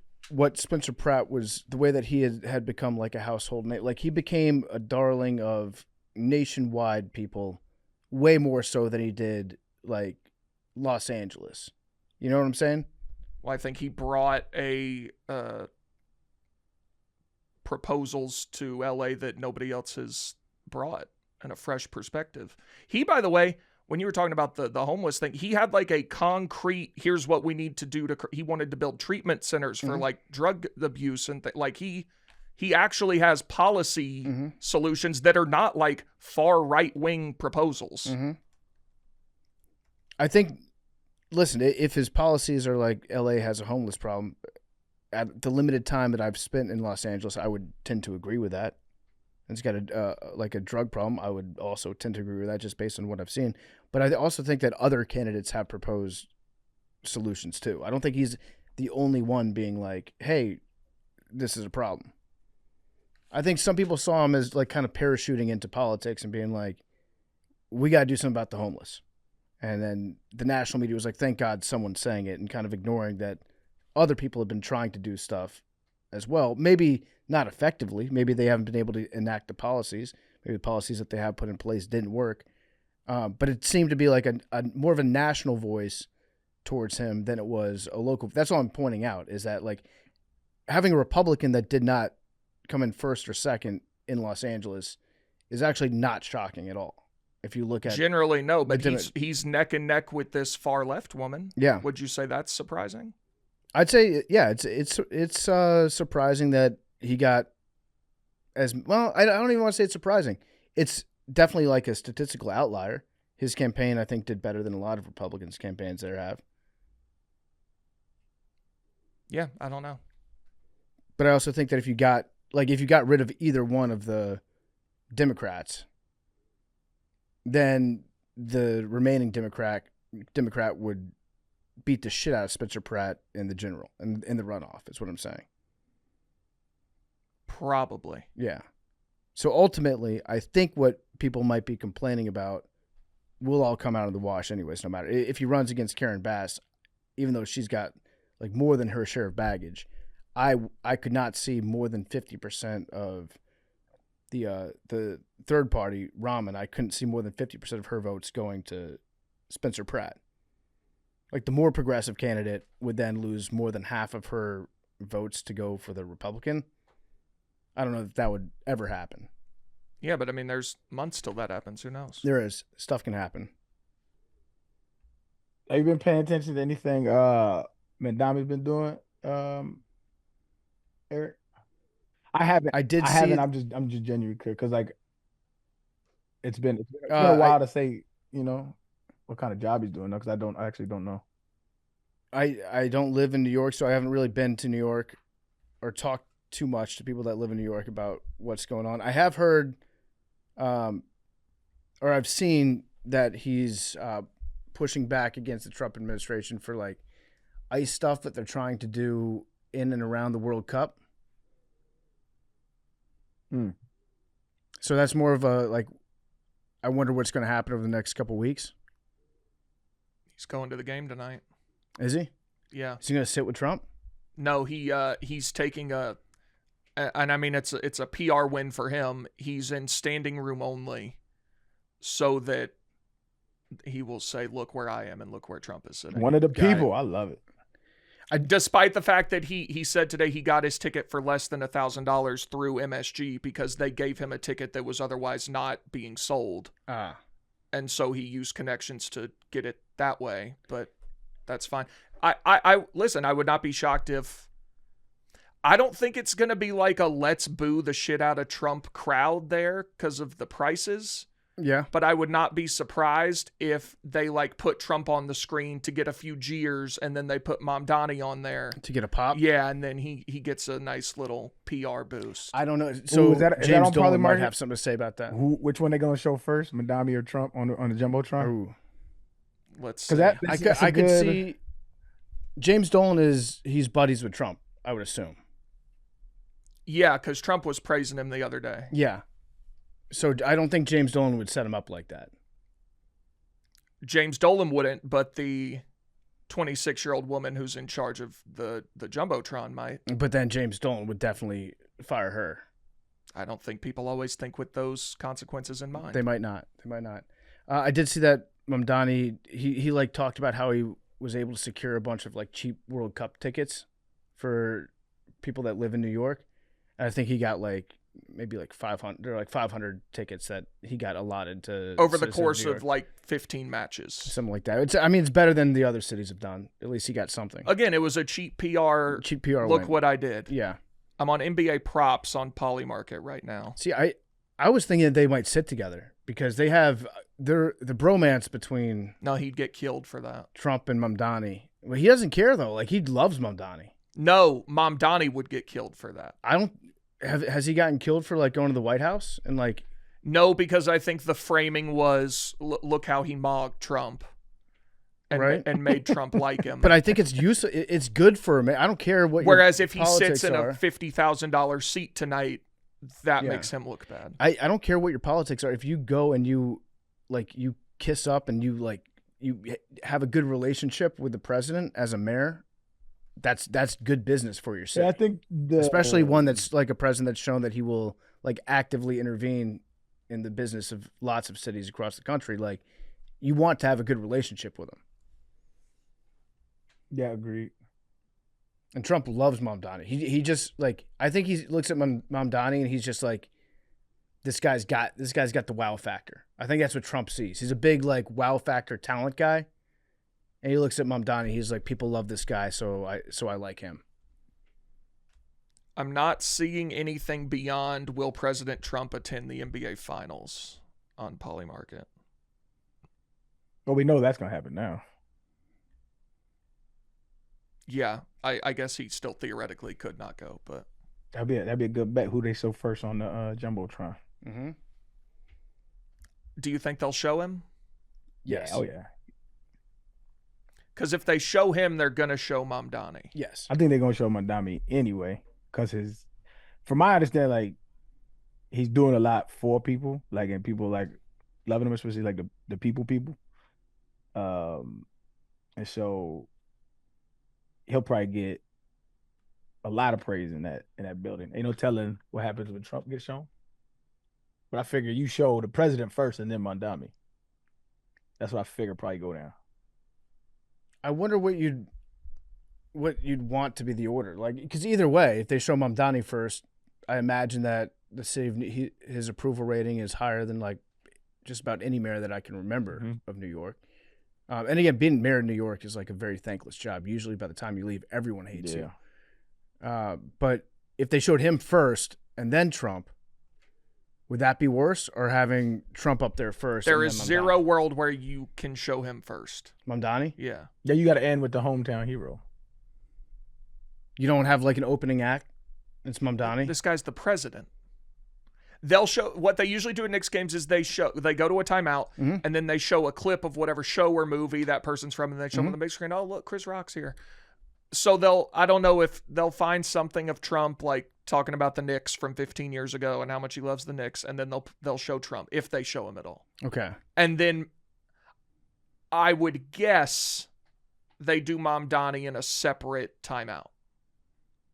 Yeah. As its own thing. thing. I think you're probably right. You don't want to go back to back on there. By the way, what do you think his approval rating is? Mamdani? Yeah. Amongst citizens of New York? Yeah, an Marist poll of New York City citizens. I would say depends on how big the poll 50. is. How big is the poll? Hang on, I'll tell you. I would guess just taking a wild stab, I would say 50%. March 26th through March 31st. 1,400 people. 1,400. Does it say where? Is it like all over all the boroughs? Is it Manhattan? Does it say where? I would guess they did different boroughs, but it just says New York City. Let's say, oh yeah, they did all the boroughs. I say 40. All the boroughs? Yeah, all the boroughs. I say 50. It's 48. Yeah, 48. all right. That's very high for the mayor of New York.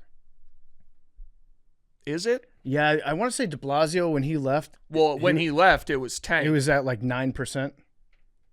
Who was Eric Bloomberg? Adams? Bloomberg was high for a while. Bloomberg was okay, but then the soda thing. People got mad about the soda thing. But that never happened, right? No, it happened. There's just so many different factions in New York that you have to try to please. That no mayor is going to be able to have everybody happy with him. Bloomberg was at 49% 5 months before he left. Yeah, he was pretty high. So he would have been much higher then throughout his tenure. Reached up to 75% in 2008. That's wild. So, okay, yeah, I'm looking at the poll right now. 48% approval rating, 30% disapprove, 23% unsure. I actually like that one. Yeah. What do you think about? No, that's fair. Those guy? are people telling the truth. You know what? I'm unsure. No, that's you know what? like I would say like unsure overall tends to be like positive, kind of an approval. Yeah, because that's what I'm saying. It's like if you're unsure, that's not a disapproval.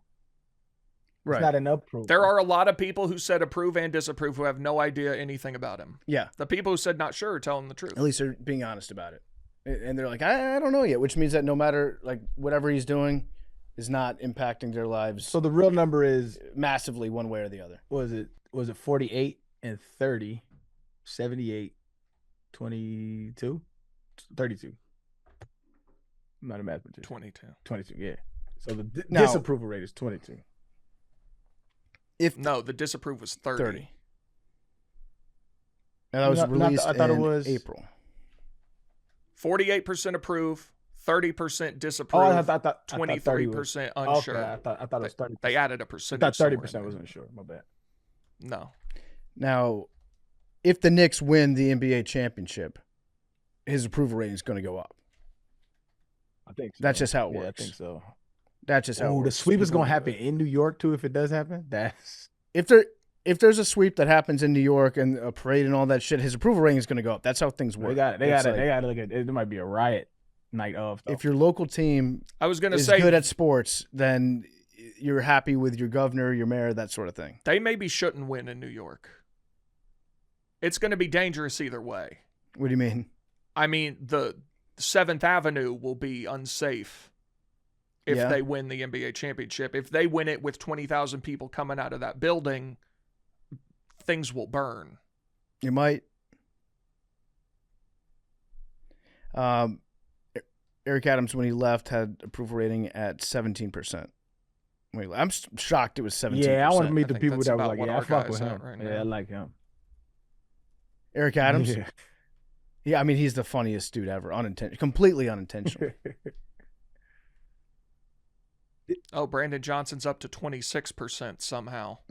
He was in single digits not too long ago. What about the Bears? What are the Bears doing? Well, and you saw what he said the other day. We should talk about that. Yeah, we should. He's just an idiot. Dumbest thing I've ever heard. I'm dead serious. Dumbest thing I've ever heard a politician say.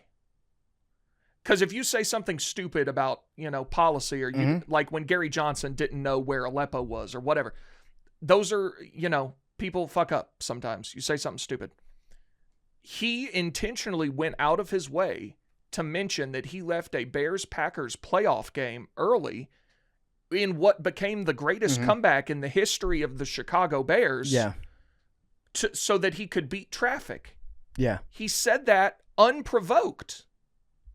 It was the craziest thing I've ever seen. Saying that he left early is wild. And now, was he talking about the playoff game? Had to be, because I went back and looked, because they came back in both of them that they played here, but the other one was like 14-3 at halftime or something. They weren't getting killed. The playoff game, they were getting killed. Yeah, it's so stupid for him to leave. Like, your job as mayor, I'm sure you can get out of that stadium no matter when you decide to leave. I went to the soccer game on Saturday, and I parked because I've taken Ubers there a bunch, and it's always a nightmare. I was like, I'm going to see how bad it is to drive. I was out of there in 5 minutes. Now, I was seated very close to where the parking garage was, so I got out pretty quick, but it was seamless. Yeah, craziest thing I've ever heard a politician say. Should not have done that, Brandon. I think we're like a year out from hopefully getting him out. From another election? But I mean, I'll probably find someone worse. Who do we have? Anyone throwing their name in the hat yet? Not that I'm aware of. But like the last three, people hated Lori Lightfoot. And then we got this guy. He's worse. Rahm? Is Rahm going to come back? I don't know. Can he go again? I'm sure he can. Chicago make anything happen. I'm sure there's got to be candidates if it's in less than a year. Yeah, here's an article from 5 days ago. By the way, went to City Hall the other day to get a marriage license, which that's its own conversation. Worst 90 minutes of my life. Waiting in line at City Hall? Oh, it was terrible. You are transported to the 1970s walking into that building. It's got that, like, the moldy wood smell. Yeah, and just the doors are still from, and there was a lot wrong with that building. But who is in the Chicago mayoral election? Mike Quigley. Cook County Treasurer Maria Pappas. I saw her name on the door at the place. And Quigley has been in office since 2009 when Rahm Emanuel vacated his seat to become former President Barack Obama's chief of staff. I heard, what's his name? The Secretary of State? Giannoulis or whatever? Yeah. Oh, yeah, your pal. My pal. He's a bad guy. Met him one time. Bad guy. Met him one time at the DMV. He's running for mayor? I read something that's saying that he is a name to look out for. No. Secretary of State of Illinois. I met him at the DMV when I was going there to get everything set up with the registration for the El Camino. I was getting the runaround, and then he walked by me, and I was like, "Hey, you're that guy that's in the picture in the lobby." He was like, "Hey, how's it going?" Shook my hand, and then his staffers were like, "I think that's PFT commenter from Barstool Sports. He does a sports podcast." He's like, "Oh, it's great to meet you. If you ever need anything, reach out. Here's my cell number." Yeah, he's a bad guy. Bad guy? I don't know. Don't know anything about the guy besides the fact that he's a basketball player. Looked like he could still hoop. Tall guy, Greek. That's the extent of my knowledge of him. I guess we'll find out. Yep. We'll get back to macrodosing in a second. It's brought to you by Part of My Cheesesteak. If you're watching the game, if you're working late, if you're just too lazy to cook on a given night, there's only one call to make. That's Part of My Cheesesteak. We're talking thin sliced steak, melted provolone, mouth-watering cheese sauce, all loaded up on a perfectly toasted hoagie roll. It's a legit heavy-hitter cheesesteak. If you really want to do it right, grab the Big Cat Combo, cheesesteak, fries, and a drink, or the brand-new chopped cheese combo. That's a complete meal. It's available nationwide. It delivers easy. Game day, covered. Late night, covered. Stop overthinking dinner. Order Part of My Cheesesteak right now. Use code AWL for free delivery on pardonmycheesesteak.com. All right, anything else to get into? Do you want to do some voicemails real quick? Yeah, let's rip a voicemail. And if you have any other voicemails for Big T, we're going to do a U.S. Men's National Team World Cup preview episode with Chief and Jeff D. Lowe. We're recording that on Tuesday. Then Arian's coming into town. We had a video that we're going to be taping on Wednesday. But if you have any marriage advice for Big T, call up and we'll play it for him tomorrow. And then that episode will come out regularly scheduled on Thursday. You realize we're recording tomorrow when this comes out, so the voicemails won't come in. If you're listening to this in the morning. Yeah, if you listen real early. Bobby Bones. Yeah, Bobby Bones, send in some marriage advice for T. Yeah, real early. I was talking to Bob yesterday. Okay. Oh, I'm so excited for your wedding. What's up, Nanodosing crew? This is Zach from Arizona. Big T believer here. I wanted to give Big T a shout out. Actually, I'm recording this, calling in the episode after game one of the finals. You had predicted 107-96 Knicks. It was 105-95 Knicks. So shout out Big T, especially not a big hoops watcher. But my question was, as we are approaching the slow part of the sports calendar, do a lot of what ifs and hypotheticals in my office just to kind of pass the time. So the one recently was, if you could take across all the sports, but Big T, I'm curious your answer, being a big college football guy, but if you could take any two teams across all the sports and match them up in a head-to-head, who would you choose? So my example was the 2001 and the 2019, or the 2001 Miami Hurricanes and the 2019 LSU Tigers. I think that would be an insanely entertaining matchup. But yeah, curious to see what your guys' answers are. Stay handsome, stay beautiful. It's a good question. That's a good question. Should we each do a different sport? Yeah, I'll do. You do NFL, or I guess Arian could do NFL. I was going to do NBA. Okay. Okay, NFL.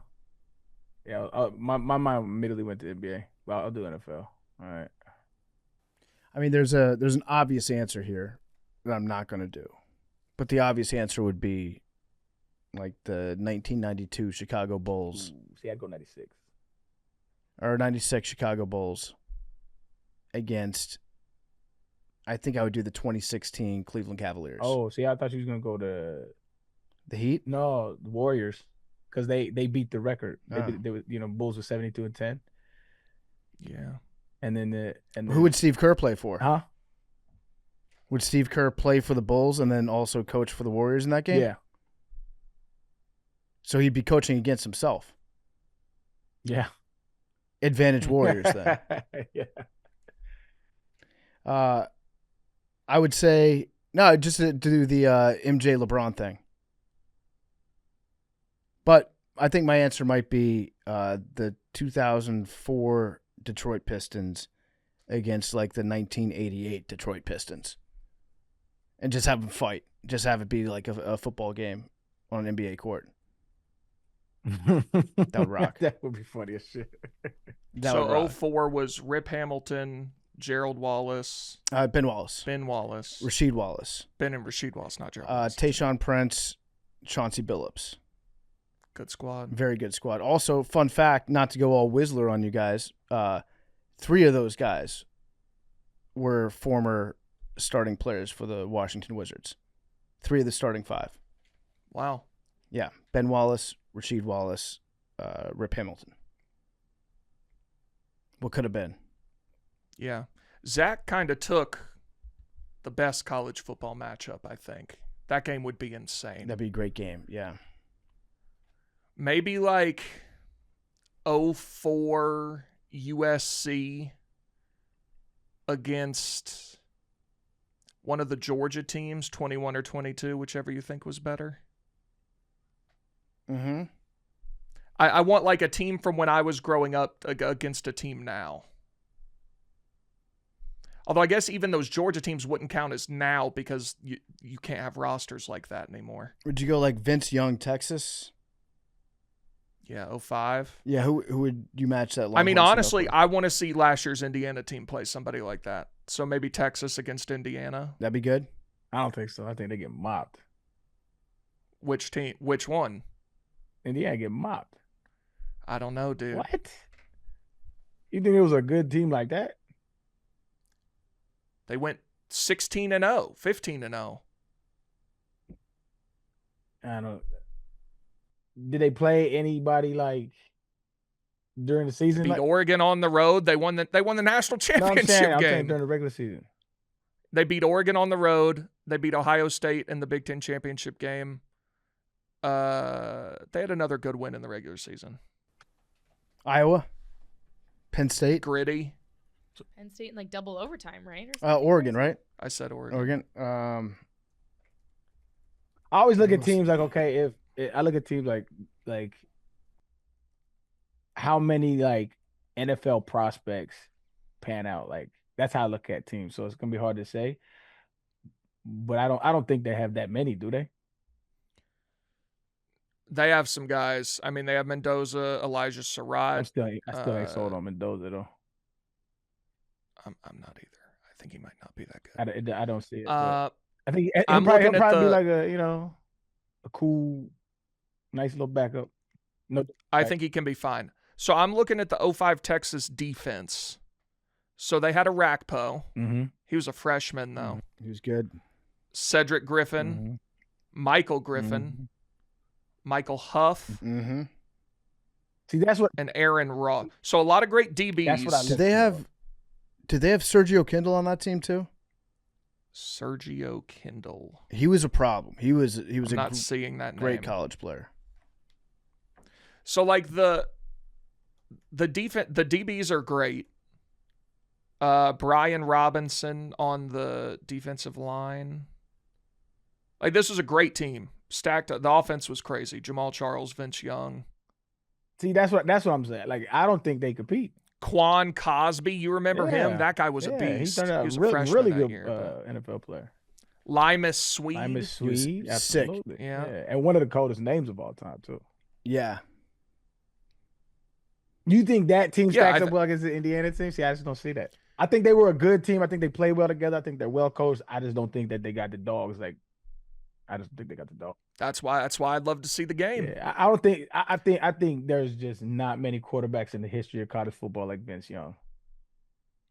I agree with that. He was just unreal, dog. Could air that bitch out and had a style that was just hard to defend against. I was arguing. I always say, like, don't get me wrong, one of the best running backs of all time, in my opinion, Chris Johnson. Chris Johnson, without Vince Young, I don't know that he gets 2K because you have to defend that in a very real way. People forget Vince Young was good for a few years on the Titans. No, he was cold. He was cold. Chris Johnson, what college? ECU. Correct. I know my era guys. Yeah, I guess he was same time as you. Those are my era guys. Oh, so hold on. NFL, there's only one correct answer. It's the 85 Bears versus the 72 Dolphins. Not the 18-1 Patriots in any of them? No, the Giants beat them. Yeah, I would actually take the 18-1 Patriots against that Giants team again, just so I could watch that 18-1 Patriots team lose probably again. Win that shit, but actually, that would almost be funnier, is if like I just made them play 99 more times and they dominated the Giants every single time. They probably would. Yeah. That would be more fucked up to do the Patriots fans. But yeah, game is played between the lines. But just for like nostalgia purposes, the 72 Dolphins versus the 85 Bears, who, you know, relatively had the best defense of all time. You could argue the 2000 Ravens as well. Mm-hmm. Yeah. 2000 Ravens defense was legit. This needs to be on College Football 27, by the way. The ability to do that? Yeah. Yes. It's been on 2K before. You could play with like the 96 Bulls and stuff. Yeah. I agree. That'd be so sick if you could play with. But yeah, now that they have the licenses for the players and stuff on college football, put that shit in there. Big 12 athletic directors have told Yahoo Sports they've had serious talks on not playing Texas Tech. Good. It's total fucking bullshit, is what one Big 12 AD has said. It is. And it's fucking bullshit because Texas Tech is going to beat all of them by 20. So if they don't play, they have to play. That's part of you the don't have to. No, do it is. anything. It's part of the rule of being in the conference. You have to schedule them. I mean, they'll win by forfeit, but you don't have to show up and play them. Yeah, that would break college football, I think. Listen, let forfeit all the games, and let the college football playoff committee say, you know what, all those 1-0 wins, we didn't think they were enough to get them in. Let's see what Hunter Yurachek has to say about that. I believe that's the score if you forfeit, right? Is it 1-0? I think so. Yeah, how do you evaluate that? Yeah, only scored 12 points on the year. Could you do like hypothetical spreads? The spread would have been. Fuck! Talk about a bad push. I had Texas Tech -1. Damn it! Can they do that? Could the committee just not let them in? Saying, we're just not going to let you in. Committee could do whatever they wanted because it would be that would lead to lawsuits. Because if Texas Tech ended up being the conference champion and they were ranked They'd get in the poll, they would have to be in. They could just not rank them. They could. The other coaches and the people that vote on this sort of thing. Although, didn't it change this year though? I don't. Or that's for the bot. Yeah, they would get. This is all stupid. It is fucking bullshit that he's allowed to play. But it's fucking bullshit. Yeah, it's the way it goes, I guess. It's a broken sport. Man, if you thought that you had a sick burn lined up for Donald Trump going to the Knicks game, take a step back because Hakeem Jeffries just loaded up. What did he do? I mean, does this guy even know the difference between Karl Rove and Karl Anthony Towns? I don't think so. Sick burn. Fucking nailed him. Nice job, Hakeem. Well, you saw Kathy Hochul's what she said to do. Yeah. Ask him if he knows any of the members of the 1993 championship team. Yeah. And then she claimed that it was actually a mousetrap because she knew that they didn't win the title in 93. Yeah. So if he had tried to answer it, you could be like a fake fan. Mm-hmm. Listen, if there's one thing Donald Trump does, he watches sports. I don't think that you're going to find anyone disagreeing with him on that. He's going to be watching a lot of sports this week. We got the UFC fight at the White House. I thought that was during 4th of July. No. His birthday it's not his birthday celebration, to be clear, but I believe his birthday is on Sunday. It's a birthday present? No, it's for the 250th birthday of America. That's not happening at that weekend. It's a coincidence. So Donald Trump was born on June 14th. The UFC fight is going to be June 14th. A Sunday, as they traditionally do the UFC fights on Sundays. That's ridiculous. All right, want to do one more voicemail? Yep. You could also take it like a UFC fighter for that question. Like Tank Abbott against Brock Lesnar in their prime. I don't know anything about that, so you'd have to do that one. What's up, guys? My name's Elijah. I'm from Kennesaw, Georgia. Big T. I assume you know where that's at. Shout out. But, so I had a quick scenario I wanted to lay out for y'all. So I'm currently seeing this girl. She's from France. She's an au pair, so she's been here for about a year or so. We've been seeing each other for about 4 months, I'd say, and she's great. You know, I'd definitely say I'm in love with her. She's in love with me. You know, everything's going well. You know, I could see a future with her for sure, long term. But the but is she's supposed to be going back to France for a year up to 18 months in December. And she doesn't know if she's going to be coming back after that to finish school is the reason she's going back. And she doesn't know if she wants to live in America long term. So I was just curious if y'all have had any experience with a long distance relationship like that, and kind of what y'all's opinion on that is. But no, love the show. Huge Big T believer, PFT, Arian, Mac, Mackenzie, or Mad Dog Mackenzie. Love it. Listen to every show. So yeah, if y'all could give me some advice, that'd be great. Okay. Long distance relationships. I think you have to just be like rock solid on trust. If you're rock solid on trust, then it can work. But if you're not, and if one person is like not completely bought in on that, then it can be a recipe for disaster. But if you're rock solid on trust, it could be great. I will say the France part and not wanting to move back to America possibly does throw a wrench in this. Yes. Because I do agree with PFT, and I do think long-distance relationships can work. Your lives not aligning in the long term. Yeah. That might make it harder. That's a concern. And again, I don't know if this man from Kennesaw, Georgia is looking to move to France. They call Kennesaw the Paris of the Southeast. Do they? Yeah. Now, see, it could be you Good don't even Taco notice the Mac difference. over there. But I do fear that it's not just the long distance, it is the intersection of both of your lives in a lifetime way. Yeah. So it sounds like this guy not really thinking about him moving to Paris. I will say I do have a friend that moved to Paris for a girl. Really? Ended up not working out with the girl. Oh. But then he loves Paris, and then he found a different Parisian girl, and he's over there, just got family and stuff. So it worked out for him, just not like the way that he expected. Paris could be a fun place to live. Yeah, I would agree with that. Sounds like the bigger concern here is that you ultimately aren't planning on ending up in the same place to begin with. Right. And again, that is beyond this voicemail of what I know about your long-term plans, if you want to move to France or not.